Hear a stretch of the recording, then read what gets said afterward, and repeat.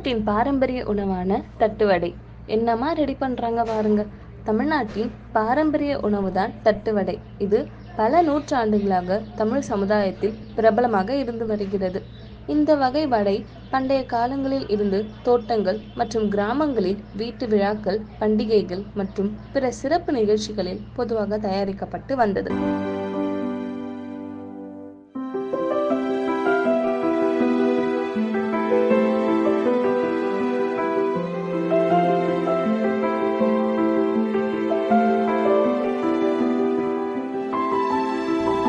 தட்டுவடை தமிழர் சமையல் கலையில் ஒரு முக்கியமான அங்கமாகும் மற்றும் பொதுவாக வேளாண்மையை சார்ந்த சமுதாயங்களில் உருவானது.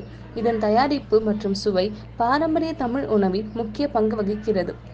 நாமக்கல் மாவட்டம் வெண்ணந்தூர் அடுத்து மார்லியாம்பாளையம் பகுதிகளில் அதிக அளவில் குடிசை தொழில்கள் உள்ளன. இங்கு தட்டுவடை சில்லறை வியாபாரம் அதிக அளவில் நடைபெறுகிறது.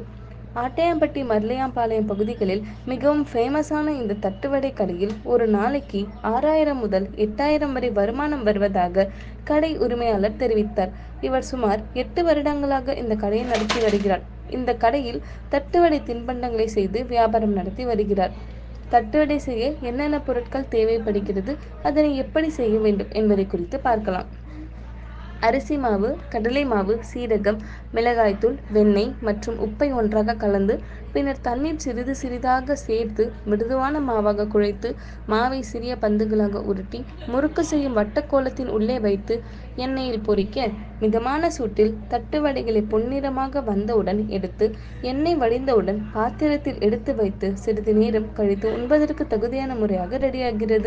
தட்டுவடை இன்றும் தமிழர் வாழ்க்கை முறையில் முக்கிய இடத்தை பெறுகிறது மற்றும் அதன் சுவையும் பாரம்பரியமும் காலத்தால் அழிக்க முடியாத ஒன்றாகவே இருந்து வருகிறது.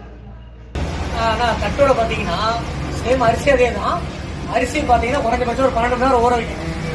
12 மணி நேரம் ஊற வச்சு அதை அரைச்சிட்டு அதுக்கப்புறம் பார்த்தீங்கன்னா அது கூட கடல மாவு, சீரகம், எள்ளு, ஓமம் இதெல்லாம் கலந்து பொட்டுக்கடலை மாவுன்னு சொல்லுவோம். அதை வாங்கி ரெண்டு மிக்ஸ் பண்ணி அதை அரைச்சி போட்டெல்லாம் பண்ணிட்டு அதை சாக்கில் ஊற்றி குறைஞ்சபட்சம் ஒரு 3 மணி நேரம் 4 மணி நேரம் காய வைக்கணும்.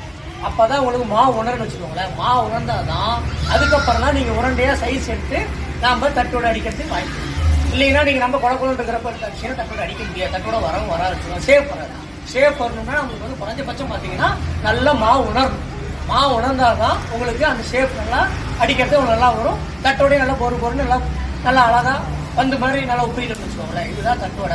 அது கூட கல்லையும் நல்லா கூட சேர்த்துக்கணும். சேர்த்து போட்டு பண்ணிட்டு போட்டோம்னா அவங்களுக்கு தட்டோட சூப்பராக வரும். சாப்பிட்டு நல்லாவும் இருக்கும்.